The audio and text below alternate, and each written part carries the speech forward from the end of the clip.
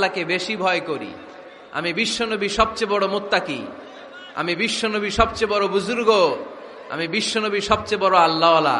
তো আমি এত বড় আল্লাহওয়ালা হয়ে আমি 11 জন স্ত্রী রেখেছি, আমি এত বড় আল্লাহওয়ালা হয়ে রাতে তাহাজ্জুদও পড়ি, আবার কিছু অংশ ঘুমাই, আমি এত বড় আল্লাহওয়ালা হয়ে বছরে কিছু সময় রোজা রাখি, মাঝে মাঝে রাখি না। তো আমি ব্যালেন্স করে জীবন ধারণের পরে আমার আল্লাহওয়ালাগিরিতে কোনো সমস্যা হয় নাই, আমার নবী হতে সমস্যা হয় নাই। তোমাদের সমস্যা হলো কেন? তোমরা কোত্থেকে এটা শিখেছো? আমি বিশ্বনবী যেটা শিখিয়েছি এটাই ফাইনাল, এর চেয়ে শ্রেষ্ঠ কোনো কাজ আর হতে পারে না। চিল্লায় বলেন ঠিক কিনা? ফজরের ফরজ নামাজ কয় রাকাত? আওয়াজ করে বলেন। বিধানটা কার? আপনি যদি বলেন আমি একটু বাড়ায় পড়বো, 3 রাকাত পড়বো, সওয়াব বেশি হবে না? কারণ আপনি অ্যাডভান্স হয়েছেন। লা তুকদ্দিমু বাইনা ইয়াদাইল্লাহি ওয়া রাসূলিহি, খবরদার আল্লাহ আল্লাহ রাসূলের উপর অ্যাডভান্স হয়ো না।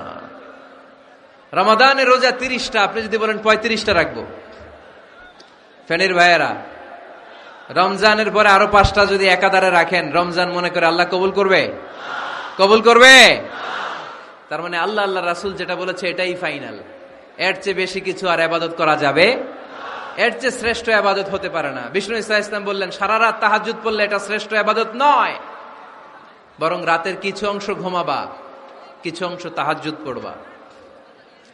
আইয়ামুল বীজের রোজা রাখবা, সোম আর বৃহস্পতিবার রোজা রাখবা, আরাফার রোজা রাখবা, আশুরার রোজা রাখবা, শাওয়ালের 6 রোজা রাখবা। এর চেয়েও বেশি রাখতে চাইলে একদিন রোজা রাখবা, আরেকদিন রাখবা না, একদিন রাখবা, আরেকদিন রাখবা না। এর চেয়ে ভালো রোজার হতে পারে? হতে পারে না।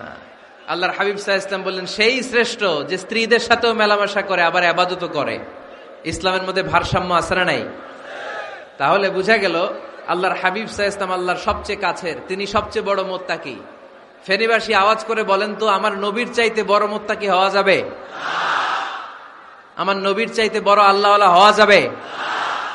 নামাজ কেমন করে পড়তে হয় এটা নবী শিখায় গিয়েছেন, এর চেয়ে বেশি কিছু করা যাবে? জিকির কেমন করে করতে হয় এটা বিশ্বনবী শিখিয়ে গিয়েছেন কি জান নাই? বিশ্বনবীর শিখানো পন্থার বাইরে নতুন পন্থায় জিকির করা যাবে? তাহলে আল্লাহ এবং আল্লাহ রাসূল যা শিখিয়েছে এটাই ফাইনাল। আল্লাহ আল্লাহ রাসূলের কথার উপরে আমরা দ্বিতীয় কোনো কথা বলতে চাই না। এটা হচ্ছে 1 নাম্বার গাইডলাইন। সমাজে যদি শান্তি আনতে চান এই গাইডলাইন মানতে হবে। বিশ্বাসীদের জন্য 2 নাম্বার গাইডলাইন হচ্ছে লা তারফাউ আসওয়াতাকুম ফাওকা সাউতিন নবী। খবরদার ওহে বিশ্বাসীরা, নবীর কণ্ঠের চাইতে যেন তোমাদের কণ্ঠ উঁচু হয়ে না যায়। আপনারা কথা শুনতেছেন? মনোযোগ আছে না গেছে? বনু তামিম গোত্রের নেতা কে হবে? আল্লাহর হাবিব সাল্লাল্লাহু আলাইহি ওয়াসাল্লাম পরামর্শ করছিলেন। সাইয়েদনা আবু বকর বললেন আমার মতামত হচ্ছে এই লোকটা নেতা হলে ভালো হয়, যোগ্য লোক। ওমরে ফারুক বললেন না, উনি না। আবু বকর যেটা বলেছে ওইটা না, আমার মনে হয় এই লোকটা নেতা হলে ভালো হয়। আবু বকর বললেন না ওমর তুমি বুঝো না, আমি যারে বলছি সে ভালো। ওমরে ফারুক বলে না আবু বকর, আমি যাকে বলেছি সে ভালো। এরকম মতামত দিতে দিতে, তর্ক করতে করতে বিশ্বনবীর গলার চাইতে সাহাবীদের গলার আওয়াজ বড় হয়ে গিয়েছে। আল্লাহ এটা আরশের উপর থেকে বরদাস্ত করে নাই। আল্লাহ বলেছেন খবরদার লা তারফাউ আসওয়াতাকুম ফাওকা সাউতিন নবী, নবীর কণ্ঠের চাইতে তোমাদের কণ্ঠ যেন উঁচু হয়ে না যায়। আমার নবীকে আমি তোমাদের বন্ধু বানিয়েছি, তোমাদের কাছে রেখেছি, তার মানে এই নয় যা মন চায় তাই নবীর সাথে আচরণ করবা, ঠিক কি না? কখনো যেন নবীর কণ্ঠের চাইতে কণ্ঠ উঁচু হয়ে না যায়। যদি নবীর গলার আওয়াজের চাইতে তোমাদের গলার আওয়াজ উঁচু হয়ে যায়, তোমাদের জীবনের সব নেক আমলগুলোকে আমি বাতিল করে দেব।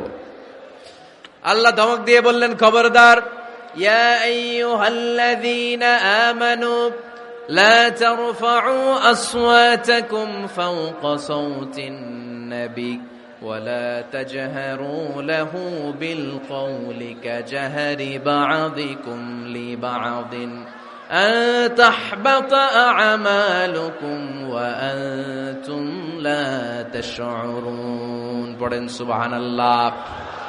আল্লাহ বললেন খবরদার আমার নবীর কণ্ঠের চাইতে যেন তোমাদের কণ্ঠ উঁচু হয়ে না যায়। আমার হাবিবের কণ্ঠের চাইতে তোমাদের কণ্ঠ যদি উঁচু হয়ে যায় বেয়াদবি হয়ে যাবে, ফলে তোমাদের সব নেক আমল বাতিল করে দিবে কে? এই আয়াত নাজিল হওয়ার পরে সাহাবারা কেউ বিশ্বনবীর সামনে এসে বড় গলায় কথা বলে না, আস্তে আস্তে বলে। কেমনে বলে?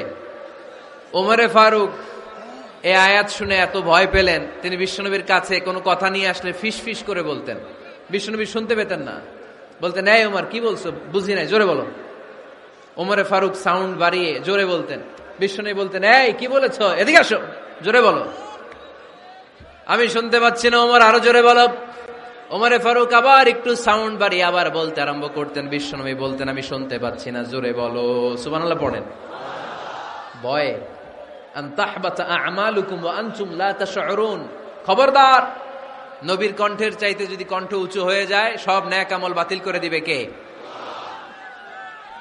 আপনারা যারা হজ উমরা করেছেন, হজ আর উমরা করতে পেরেছেন কারা কারা দেখি? মাশাআল্লাহ। যারা করতে পারি নাই আমরা, আমাদেরকেও যেন আল্লাহ তাআলা তৌফিক দান করে, আমরা পড়ি আমিন। আমরা যেন কাবার চারপাশে তাওয়াফ করতে পারি, সাফা মারওয়ায় যেন সাই করতে পারি, আল্লাহর হাবিব সাল্লাল্লাহু আলাইহি ওয়াসাল্লামের কবরের সামনে দাঁড়িয়ে যেন আমরা সালাতু সালাম পাঠ করতে পারি। আওয়াজ করে পড়তে হবে আমিন। বিশ্বনবী সাল্লাল্লাহু আলাইহি ওয়াসাল্লামের কবরের উপরে এই আয়াতটা লেখা, যে আয়াত নিয়ে আমি এখন আপনাদের সামনে আলোচনা করছি। লা তারফাউ আসওয়াতাকুম ফাওকা সাওতিন নবী। দেখছেন না হাজী সাহেবরা, দেখে আসছেন না? আপনি যখন মসজিদে নববীতে নামাজ পড়বেন, আল্লাহর হাবিব সাল্লাল্লাহু আলাইহি ওয়াসাল্লামের কবর জিয়ারতের জন্য যখন রওনা হবেন, সর্বপ্রথম বাম দিকে পড়বে রাউদাতুম মিন রিয়াদিল জান্নাহ। এই জায়গাটা হলো দুনিয়ার বুকে জান্নাতের বাগান সমূহ থেকে একটা বাগান। আপনি হাঁটতে থাকবেন, হাঁটতে হাঁটতে রাউদাতুম মিন রিয়াদিল জান্নাহ পার হওয়ার পরে বাম দিকে পড়বে বিশ্বনবীর কবর। বিশ্বনবীর কবরের সামনে দাঁড়িয়ে কোনো উম্মত সহ্য করতে পারে নাকি? ধৈর্য ধারণ করতে পারে নাকি? আজীবন যেই নবীর কথা শুনলাম, আজীবন যেই নবীর হাদিস চর্চা করলাম, আজীবন যেই নবীর ভালোবাসা হৃদয়ের মধ্যে ধারণ করলাম, ওই নবী নাকি এই জায়গায় শোয়া, ওই নবী নাকি এখানে শুয়ে আছে, এটা কল্পনা করলে কোন উম্মত ধৈর্য ধারণ করতে পারে? কলিজাটা ছিঁড়ে খান খান হয়ে যায়, চিৎকার দিয়ে নবীরে ডাক দিতে মনে চায়। কিন্তু আল্লাহ বলেছেন, খবরদার, কবরের উপরে এই আয়াতটা লেখা, লা তারফাউ আসওয়াতাকুম ফাওকা সাওতিন নবী। খবরদার, এটা নবীর দরবার, এখানে বড় গলায় চিৎকার চেঁচামেচি করে কোনো আওয়াজ করা যায় না। চিল্লায় বলেন ঠিক কি না? এজন্য আল্লাহ বললেন, লা তারফাউ আসওয়াতাকুম ফাওকা সাওতিন নবী। খবরদার, নবীর কণ্ঠের চাইতে যেন কণ্ঠ উঁচু হয়ে না যায়। এই আয়াতের হুকুম আল্লাহর হাবিব সাল্লাল্লাহু আলাইহি ওয়াসাল্লামের জীবদ্দশা অবস্থায় যেমন ছিল, ঠিক এখনো এটারে বলবৎ রেখেছে কে? তাই ওইখানে আল্লাহর হাবিব সাল্লাল্লাহু আলাইহি ওয়াসাল্লামের কবরের সামনে বুক ফেটে কান্না আসে, আমার নবী, আমার পেয়ারা নবী এখানে, পেয়ারা রাসূল শুয়ে আছে, এটা জেনেও আমি চিৎকার দিতে পারি না, আমি হই হুল্লোড় করতে পারি না, আমি লাফাতে পারি না, আমি শুধু চোখের পানি ছেড়ে আমার নবীরে সালাম পাঠাতে পারি। ঠিক কিনা? এই আয়াতের হুকুম শুধু নবীর ক্ষেত্রেই প্রযোজ্য নয়, আব্বা আম্মার ক্ষেত্রেও প্রযোজ্য। আব্বা আম্মার সামনে দাঁড়িয়ে বড় গলায় কথা বলা যাবে? উস্তাদ আল আসাতেজা যারা আমাদেরকে শিখিয়েছেন, তাদের সামনে বড় গলায় কথা বলা যাবে না। আধ্যাত্মিক গুরু, ইসলামী আন্দোলনের নেতা, ধর্মীয় নেতা, ওনাদের সামনেও চোখ রাঙিয়ে কথা বলা যাবে না। চিল্লায় বলেন ঠিক কিনা? লা তারফাউ আসওয়াতাকুম ফাওকা সাওতিন নবী। আদব নাই সমাজে, আদব নাই, এজন্য এত মহা সমস্যা। তাহলে প্রথম মেসেজ হচ্ছে, আল্লাহ আল্লাহর হাবিব যা বলেছেন ওইটাই ফাইনাল, ওইটার উপরে কোনো কথা আছে? দ্বিতীয় মেসেজ হচ্ছে, নবীর দরবারে দাঁড়িয়ে বড় গলায় কথা বলা যাবে। 3 নম্বরে আল্লাহ বললেন, ইয়া আইয়ুহাল্লাযীনা আমানু ইন জাআকুম ফাসিকুম বিনাবাইন ফাতাবায়ানু। ও বিশ্বাসীরা, ও ঈমানদার বান্দারা, তোমাদের সামনে যদি কোনো পাপাচারী, কোনো ফাসেক যদি কোনো খবর নিয়ে আসে, খবরটা বিশ্বাস করার আগে যাচাই করে নিও। ফাতাবায়ানু ইয়ানি ফাতাসাব্বাতু আন সিহহাতিল খবর। খবরটা সহিহ কিনা যাচাই করার দরকার আছে না নাই? ইন জাআকুম ফাসিকুম বিনাবাইন ফাতাবায়ানু। ফেনীবাসী মনোযোগ দিয়ে শুনেন, কেউ যদি কোনো তথ্য নিয়ে আসে, খবর নিয়ে আসে, শুনেই হুট করে বিশ্বাস করা যাবে না। ফেসবুকে প্রায় বিভিন্ন ফেক নিউজ আছে না নাই? রুমর, গুজব আছে না নাই? আমি তখন মালয়েশিয়া, হঠাৎ করে দেখলাম নিউজের মধ্যে অনেকে স্ট্যাটাস দিতে শুরু করেছে যে পেঁয়াজের মতো লবণেরও দাম বেড়ে গেছে। এটা কি সত্য নিউজ না গুজব? জোরে বলেন। গুজব। আসলে কি লবণের দাম বাড়ছিল? বাড়ে নাই, কিন্তু না জেনেই অনেকে শেয়ার দিছে। এজন্য ফেসবুকে কোনো নিউজ যদি আপনি দেখতে পান, শুনতে পান, verify, justify the news whether it's true or wrong. Check, make a cross check and double check regarding the authenticity of the report. এই রিপোর্টটা সঠিক কিনা ভেরিফাই করবেন আগে, তারপরে শেয়ার মারবেন। অনেকে আছে সিলে কান নিয়ে গেছে, শুই না সিলের পিছনে দৌড়। আগে কি সিলের পিছনে দৌড়াবেন নাকি কানে হাত দিবেন? নিউজ একটা দেখলেই শেয়ার দেয়া যাবে? কি করবেন? যাচাই করবেন। You have to cross check. You have to justify the news. You have to verify the news. আমরা প্রায় নিউজ একটা দেখলেই শেয়ার দেই। হয়তো একটা ভুল নিউজ আপনি শেয়ার দিয়েছেন, এই ভুল নিউজের কারণে পুরো সমাজের মধ্যে গোলমাল, এর দায়ভার আপনার কাঁধেই বর্তাবে। আওয়াজ করে বলেন ঠিক কিনা? এই ভুয়া নিউজগুলোতে আমাদের খুব আগ্রহ। ফেসবুক নিজের মন মতো ব্যবহার করা যাবে না। প্রায় ফেসবুকে অনেক রুমর পাবেন, গুজব, অনেক স্ক্যান্ডাল। অমুক নেতার গোপন ভিডিও ফাঁস। তো অমুক নেতার গোপন ভিডিও ফাঁস, তোর কি হয়েছে? তোর সমস্যা কি? ওইটা তোর শেয়ার দেয়া লাগবে কেন? চিল্লায় বলেন ঠিক কিনা? মানুষের দোষ আমরা গোপন করতে পারি না। মান সাতারা মুসলিমান সাতারাহুল্লাহু ফিদ দুনিয়া ওয়াল আখিরা। যে অন্যের দোষ দেখে গোপন রাখে, তার দোষগুলো গোপন রাখবে কে? ওমান কাশাফা মুসলিমান কাশাফাহুল্লাহু ফিদ দুনিয়া ওয়াল আখিরা। যে অন্যের গোপন বিষয় প্রকাশ করে দেয়, ওর গোমরও কিয়ামতের ময়দানে ফাঁস করে দিবে কে? আপনি 10 জনের সামনে অন্যের গোপন বিষয় ফাঁস করবেন, আল্লাহ লাখো মানুষের সামনে আপনার ল্যাংটা করে ছেড়ে দিবে। লক্ষ মানুষের সামনে আপনার গোমর ফাঁস করে দিবে। এজন্য খবরদার, অন্যের পিছনে লেগে থাকেন না, অন্যের দোষ খুঁজেন না, দোষ খুঁজবেন নিজের। ইন জাআকুম ফাসিকুম বিনাবাইন ফাতাবায়ানু। মুমিন কোন তথ্য, কোন সংবাদ, কোন রিপোর্ট কিংবা নিউজ শুনলেই বিশ্বাস করে না। মুমিন আগে এটাকে যাচাই করে, বাছাই করে, জাস্টিফাই করে, ভেরিফাই করে, তারপরে সে বিশ্বাস করে। ঠিক কিনা? আল্লাহর হাবিব সাল্লাল্লাহু আলাইহি ওয়াসাল্লাম বনুল মুস্তালাকের যুদ্ধে জয়লাভ করলেন। হারিস ইবনে মিরার বনুল মুস্তালাকের নেতা। শুনতেছেন আপনারা? কষ্ট হচ্ছে? আচ্ছা। হারিস ইবনে মিরার বললেন, ইয়া রাসূলুল্লাহ, আমরা ইসলাম ধর্ম গ্রহণ করলাম, কি কি নিয়ম মানতে হবে? আল্লাহর হাবিব সাল্লাল্লাহু আলাইহি ওয়াসাল্লাম বললেন, সালাত পড়বে, যাকাত দিবে। উনি বললেন, তাহলে যাকাত নেন। আল্লাহর হাবিব বললেন, না, এই তো মাত্র কালিমা পড়ে মুসলমান হলে, হালানিল হাউল, 1 বছর অতিক্রান্ত হওয়ার পরে যাকাত দিবে। আল্লাহর হাবিব সাল্লাল্লাহু আলাইহি ওয়াসাল্লাম মদিনায় ফিরে আসলেন। 1 বছর পর আল ওয়ালিদ ইবনে উকবা রাদিয়াল্লাহু তাআলা আনহুকে পাঠালেন, যাও বনুল মুস্তালাকের 1 বছর পূর্ণ হয়েছে, যাকাতের সম্পদ নিয়ে আস। এইদিকে হারিস ইবনে মিরার যাকাতের সম্পদ নিয়ে, সৈন্যবাহিনী নিয়ে, নবীর দূত আসবে যাকাত কালেকশনের জন্য, ওনার জন্য মেহমানদারিতে কোনো ঘাটতি না হয়, ওয়েল রিসিপশন দেওয়ার জন্য এলাকা থেকে বের হয়ে মরুভূমির সামনে দলবল নিয়ে দাঁড়িয়ে। ওয়ালিদ ইবনে উকবা যখন যাকাতের সম্পদ কালেক্ট করার জন্য বনুল মুস্তালাকের ওদিকে যেতে শুরু করেছে, এলাকায় ঢোকার আগেই দেখে বনুল মুস্তালাকের লোকেরা ঘোড়সাওয়ার বাহিনী দাঁড়ায় আছে। এই দৃশ্য দেখে ওয়ালিদ ইবনে উকবা মনে করেছে বনুল মুস্তালিক মনে হয় তাকে হত্যা করার জন্য দাঁড়িয়ে রয়েছে। আসলে কি হত্যার জন্য দাঁড়ায় আছে? কি জন্য দাঁড়ায় আছে? ওয়েলকামিং রিসিপশন দেওয়ার জন্য। উনি ভয় পেয়ে অ্যাবাউট টার্ন, তথ্য যাচাই না করে মনে করছে আমারে মারবে, ধরবে, about turn, return back to Medina. মদিনায় চলে গেলেন, যে বলে, ইয়া রাসূলুল্লাহ, বনুল মুস্তালিক যাকাত দেওয়া তো দূরের কথা, এগুলো তো সব কাফের হয়ে গেছে। ইয়া রাসূলুল্লাহ, ওরা তো মনে হয় কাফের হয়ে গিয়েছে, যাকাত প্রদান করা তো দূরের কথা, মারার জন্য সৈন্যবাহিনী নিয়ে অ্যাটাক করেছে। বিশ্বনবী রেগে গেলেন। খালিদ বিন ওয়ালিদের নেতৃত্বে 1000 সৈন্যবাহিনী পাঠিয়ে বললেন, যাও বনুল মুস্তালিক অ্যাটাক করো, বনুল মুস্তালিকে অভিযান চালাও। আল্লাহ বললেন, নবী অভিযান পরে চালান। ইন জাআকুম ফাসিকুম বিনাবাইন ফাতাবায়ানু। সুবহানাল্লাহ পড়েন। নবী হে, অভিযান পরে চালান, তথ্য যে নিয়ে আসছে ওয়ালিদ, এটা সত্য কিনা আগে যাচাই করেন। সে যে তথ্য আপনাকে সরবরাহ করেছে এই তথ্য সঠিক নয়, সে ভুয়া তথ্য দিয়েছে, সে ভুল বুঝেছে, এখানে মিস আন্ডারস্ট্যান্ডিং হয়েছে। আপনি 1000 সৈন্যবাহিনী পাঠাবেন না। আপনার 1000 সৈন্যবাহিনী যে যদি বনিল মুস্তালেককে অ্যাটাক করে, তাহলে এই অ্যাটাকে কোনো ক্ষয়ক্ষতি হলে সবটার দায়ভার আপনার কাঁধেই বর্তাবে। চিল্লায় বলেন ঠিক কিনা? আমার নবীকে শিখানোর মাধ্যমে আল্লাহ তাআলা আমাদেরকে শিখা যাবে না। আগে যাচাই বাছাই করার দরকার আছে না নাই?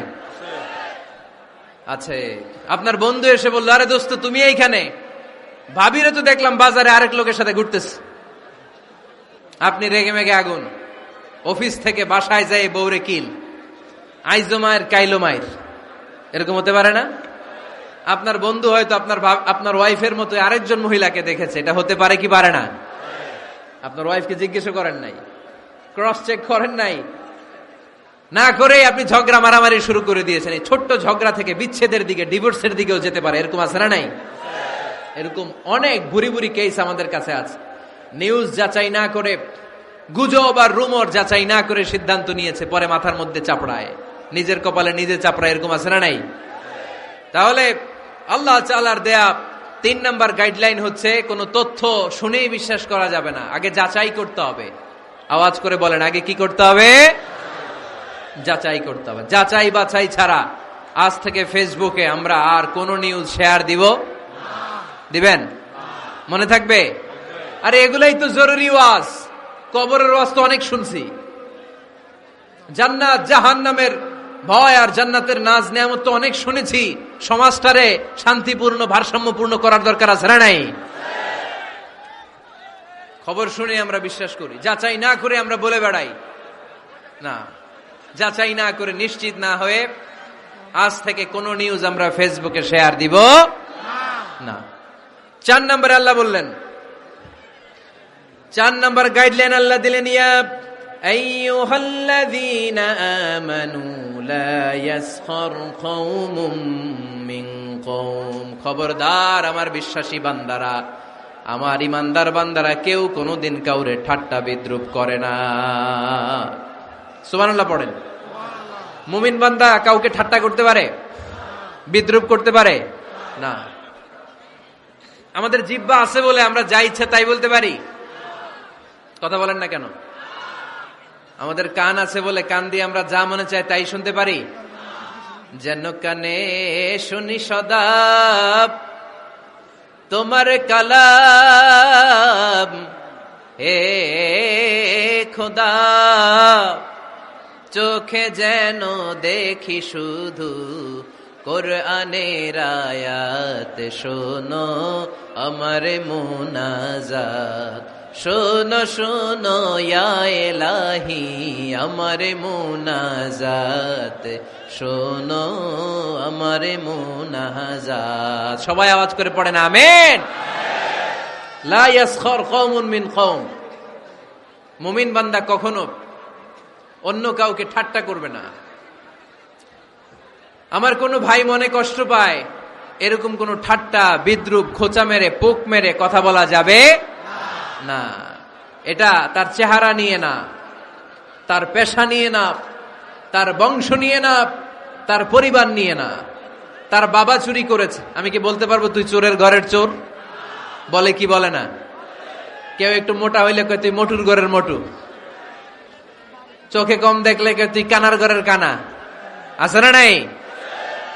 না না, স্টপ, থামেন, অনেক হয়েছে, আর না, এগুলো বলা যাবে না। কারো আকৃতি নিয়ে খোটা দেয়া, ঠাট্টা করা, এটা স্বয়ং আল্লাহর সাথে ঠাট্টা করার শামিল, ঠিক কিনা? কারো নাক যদি ছোট হয়, এরে কয় বোচা, তোর নাক বোচা। ফেনীতে আপনারা কি বলেন? হ্যাঁ, তো এই যে যার নাক বোচা হয়েছে, ও কি নিজে বানাইছে? যার নাক খাড়া, এটা বানাইছে কে? যে কালো, বানাইছে কে? সাদা শুভ্র, বানাইছে কে? তার মানে কারো আকৃতি নিয়ে যদি আপনি ঠাট্টা করেন, স্বয়ং আল্লাহর সাথে ঠাট্টা করলেন। কারণ কেউ কারো চেহারা বানানোর দায়িত্ব পায় নাই। মাতৃগর্ভে থাকতেই আমাদের চেহারার আকৃতিগুলো দান করেছে কে?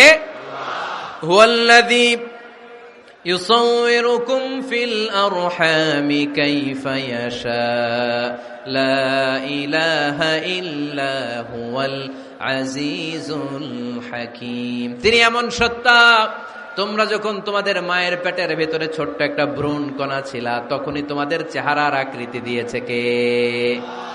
মায়ের পেটে থাকতেই কে ছেলে হবে, কে মেয়ে হবে, কে সুশ্রী হবে, কে শ্যামলা হবে, কার নাক লম্বা হবে, কারটা খাটো হবে, এগুলো ফিক্স করে রেখেছে কে? এজন্য কখনো কারো চেহারা, কারো আকৃতি নিয়ে ঠাট্টা বিদ্রুপ করা যাবে না। কারণ এই চেহারা আমরা বানাই নাই, বানাইছে কে? প্রত্যেককে যদি আল্লাহ তাআলা প্রত্যেকের নিজের চেহারা ডিজাইন দেওয়ার সুযোগ দিত, তাহলে আমরা আমাদের চেহারা কি এরকম বানাইতাম? কি করতাম? আপনাকে যদি আপনার চেহারা তৈরি করার ডিজাইন আল্লাহ দিত, যে তুমি যেমন মনে চায় নিজের চেহারাটার ডিজাইন দাও, কেমন বানাতেন নিজেকে? কথা বলেন, কয়েকজন বলেন না? হ্যাঁ, সবচাইতে সুন্দর, সবচাইতে সুন্দর করে আমি আমার অবয়বটাকে তৈরি করতাম।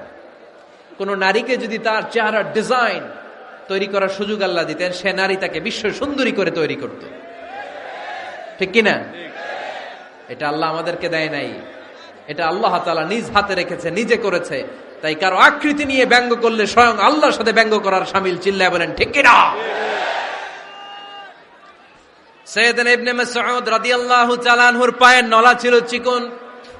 হাদিসে এসেছে দাকিকুস সাকাইন, ওনার পা দুইটা ছিল চিকন। খেজুর পাড়ার জন্য ইবনে মাসউদ রাদিয়াল্লাহু তাআলা আনহু যখন খেজুর গাছে উঠলেন, সাহাবারা সাইয়েদনা ইবনে মাসউদের পা দেখে হাসাহাসি শুরু করে দিল।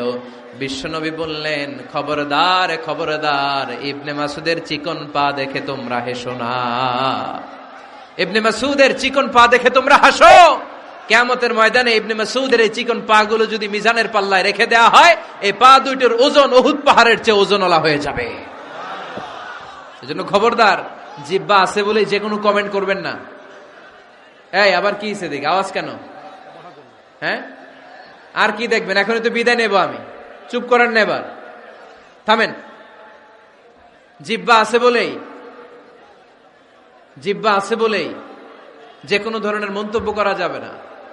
আল্লাহর হাবিব সাল্লাল্লাহু আলাইহি ওয়াসাল্লাম বলেছেন, মাইয়াদমান লি মা বাইনা লিহিয়াইহি ওয়া মা বাইনা রিজলাইহি আদমান লাহুল জান্নাহ। ও আমার উম্মতেরা, তোমাদের মধ্য থেকে কেউ যদি আমাকে দুইটা অঙ্গের গ্যারান্টি দেয়, কয়টা অঙ্গের? সবাই বলতে হবে কয়টা? আমার কোন উম্মত যদি আমাকে দুইটা অঙ্গের গ্যারান্টি দেয় যে তারা এই দুই অঙ্গের পাপ করবে না, আমি তাদেরকে জান্নাতের গ্যারান্টি দেই। এক নম্বরে মা বাইনা লিহিয়াইহি, দুই চোয়ালের মাঝখানে যা থাকে মানে জিহ্বা।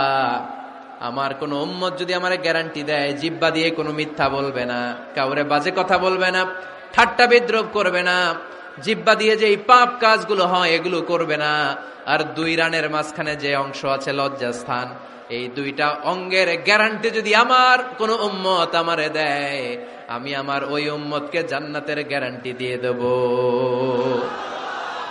খবরদার ফেনীবাসী, খবরদার। মন চাইলেই যা মনে চাই মুখ দিয়ে বলা যাবে। আমার রাসূল সাল্লাল্লাহু আলাইহি ওয়াসাল্লামের 11 জন স্ত্রী, এর মধ্যে একজন স্ত্রী ছিলেন একটু স্থূল আকৃতির, মানে মোটা। কি ছিলেন জানেন? ওই স্ত্রীর নাম কি? সফিয়া। কি নাম? সফিয়া বিনতে হুয়াই ইবনে আখতাব। উনি আল্লাহর হাবিব সাল্লাল্লাহু আলাইহি ওয়াসাল্লামের সব স্ত্রীদের মধ্য থেকে একটু স্থূলকার ছিলেন, একটু ফেটি ছিলেন, মোটা ছিলেন। আম্মা জান আয়েশা একবার ওনার প্রতি রেগে আল্লাহ রাসূল সাল্লাল্লাহু আলাইহি ওয়াসাল্লামের কাছে বিচার দিলেন যে আপনার মুটি বউ, মুটকি বউ।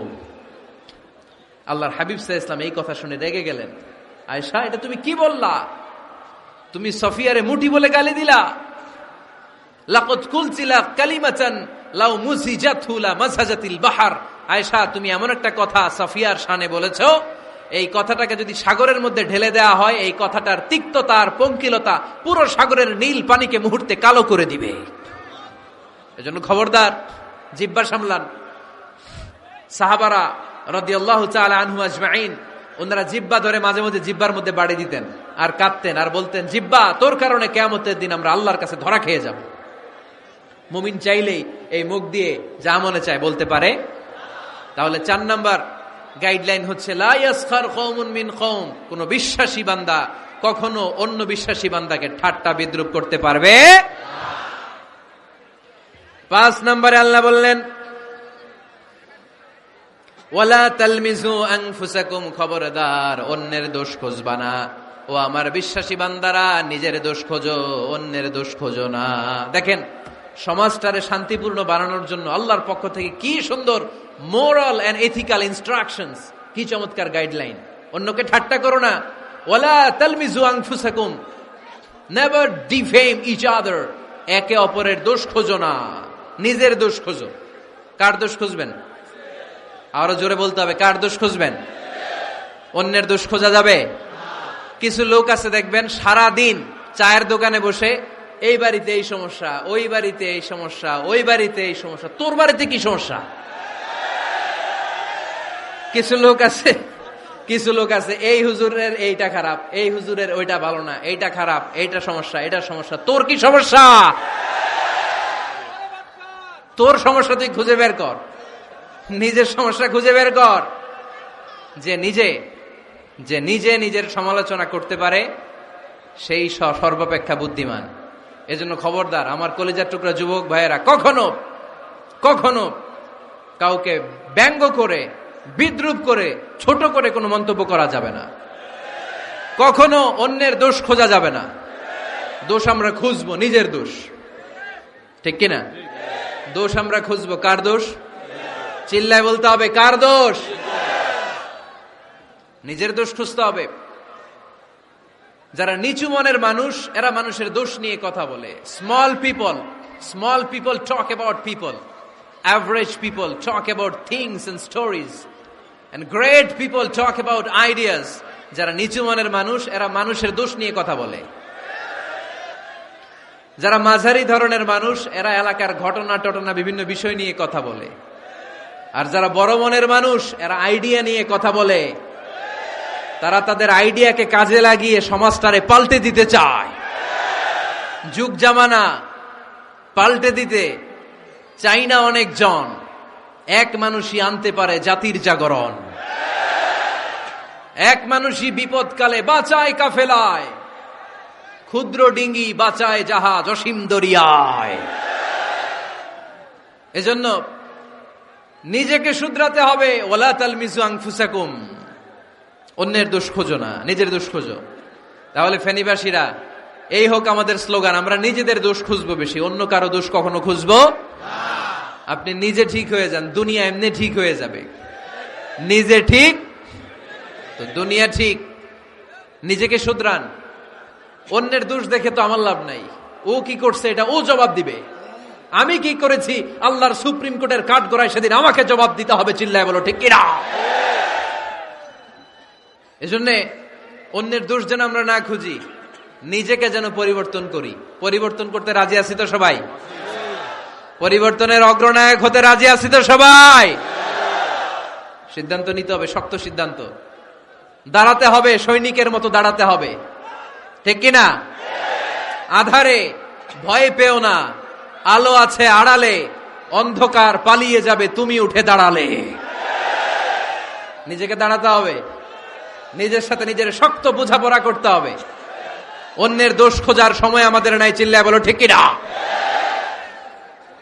দোষ খোঁজা যাবে না, নিজের দোষ নিজের আমরা খুঁজবো। বসেন বসেন। কে ঢুকছে এখানে? হ্যাঁ, কারেন্টে শক করছে। সাপ, সাপ ও আওয়াজ শুনতে আসে।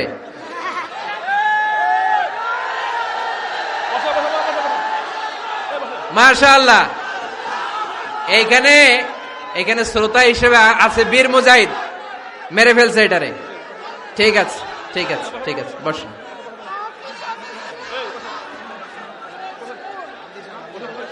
এখনো কথা বাকি, বসেন। একটা আওয়াজ হবে না, একটা আওয়াজ হবে না। আবার আওয়াজ হয় এখানে। তাহলে ফেনীর ভাইয়েরা, অন্যের দোষ খুঁজবে না, নিজের দোষ খোঁজা যাবে? যাবে যাবে? ক্লান্ত হয়ে গেছেন? কষ্ট হচ্ছে? তারপরে 7 নম্বরে আল্লাহ বললেন, ওয়ালা তানাবাজু বিল আলকাব, ওয়ালা তানাবাজু বিল আলকাব। এই ছেলেরা, আমি এখনই উঠে যাব, বিদায় নিচ্ছি, বসো। বসেন ভাই, বসেন। এগুলো অনেক জরুরি কথা, মনোযোগ দিয়ে শুনেন। ওয়ালা তানাবাযু বিল আলকাব, মানুষকে মন্দ নামে ডেকো না। অনেকের নাম চেঞ্জ করে ডাকি, আছে না নাই? না, আমার কলিজার টুকরা ফেনীর ভাইয়েরা, আজ থেকে কখনো কারো নাম চেঞ্জ করে আমরা ডাকবো না। যে নামে তাকে ডাকলে সে খুশি, আমরা ওই নামে ডাকবো, পারবো তো? কারণ প্রত্যেকের নামটা প্রত্যেকের কাছে বড্ড দামি, প্রত্যেকের নামটা প্রত্যেকের কাছে বড্ড প্রিয়। আপনার নাম কি? লিটন ভাই, মাহবুল হক লিটন ভাই। আপনার কাছে মনে হইতে পারে আরে লিটন একটা নাম হইলো, তো কত আছে আমাদের এলাকায়। না, এলাকায় অনেক আছে ঠিক, কিন্তু লিটন ভাইয়ের কাছে লিটন নামটা খুব আদরের, যত্নের, ঠিক কিনা? আমার নাম কি? আমার নাম মিজান। আরে মিজান একটা নাম হইলো নাকি? কত নাম আছে মিজান, এলাকার সিপাই পৈরাস। এটা ঠিক, অনেক নাম আছে মিজান নামে, কিন্তু যেহেতু এটা আমার নাম, আমার কাছে এই নামটা বড় দরদের, বড় যত্নের, বড় আদরের। কারণ এই নামটা আমার পরিচয় বহন করে। ভাইয়ের নাম কি? স্বপন। স্বপন ভাই এলাকায় অনেক আছে না? তো সিম্পল একটা নাম, কিন্তু না, স্বপন মিয়াজি ভাইয়ের কাছে এটা সিম্পল না, এই নামটা ওনার কাছে বড় যত্নের। মানুষ তার নাম খুব পছন্দ করে, নিজের নামের। কারণ দেখবেন কাগজ আর কলম পাইলে সবাই নিজের নাম লেখে, খালি নিজের নামের সিগনেচার দেয়, আছে না নাই? এরপরে দেখবেন যে কক্সবাজারে গেলে সাগরের তীরে বালু পাইলেই বালুর মধ্যে নিজের নাম লেখে, আবার ওই নামের পাশ দিয়ে লাভও আঁকে, আছে না নাই? আমি অনেক দেখেছি, সাগর পারে গেলেই মানুষের মন উথাল পাতাল করে, তো সাগরের বালিতে নিজের নামটা বড় করে লেখে চারদিক দিয়ে লাভ, মানে এই নামটারে আমি লাভ করি। এটা প্রমাণ করে প্রত্যেকে নিজের নামটারে বড্ড বেশি ভালোবাসে, ঠিক কিনা? এজন্য ফেনীর সোনার টুকরারা, খবরদার বন্ধুরা, নিজেরা যেন একে অপরকে এমন নামে না ডাকি যে নাম শুনলে সে কষ্ট পায়। আজ থেকে কোনো বাজে নামে কাউরে ডাকা যাবে? আব্বা আম্মা আদর করে কত সুন্দর নাম রেখেছে, আবু বাকার, ওরে সবাই ডাকে বকইরা, কপাল পোড়া। আব্বা আম্মা নাম রেখেছে আবু ওয়াক্কাস, ওরে ডাকে আক্কাইচা। কত সুন্দর নাম, আমার আল্লাহর নামের সাথে মিলিয়ে আব্দুল কুদ্দুস নাম রেখেছে, ওরে ডাকে কুদ্দুচ্চা, আছে না নাই? কবিরা গুনাহ করেছেন আপনি, কবিরা গুনাহ। It's not a simple deal, এটা সাধারণ কোনো ব্যাপার না, এগুলো সবগুলা কবিরা গুনাহ। কোনোদিন কাউকে ঠাট্টা বিদ্রুপ করে কিছু বলবো না, কখনো অন্যের দোষ খুঁজবো না, কারো নাম বিকৃত করে কোনোদিন কারো মনে কষ্ট দিব না, ঠিক কিনা? এরপরে 8 নম্বরে আল্লাহ বললেন, ইয়া আইয়ুহাল্লাযীনা আমানু ইজতানিবু কাসীরাম মিনায-যন্নি ইন্না বা'দায-যন্নি ইসম। অবিশ্বাসীরা খবরদার, অনুমান আন্দাজ নির্ভর কোনো কথা বলবে না, যেটা বলবে নিশ্চিত হয়ে বলবে। কার কথা? অনুমান নির্ভর কোনো কথা, আন্দাজ নির্ভর কোনো কথা কোনো মুমিন বলতে পারে?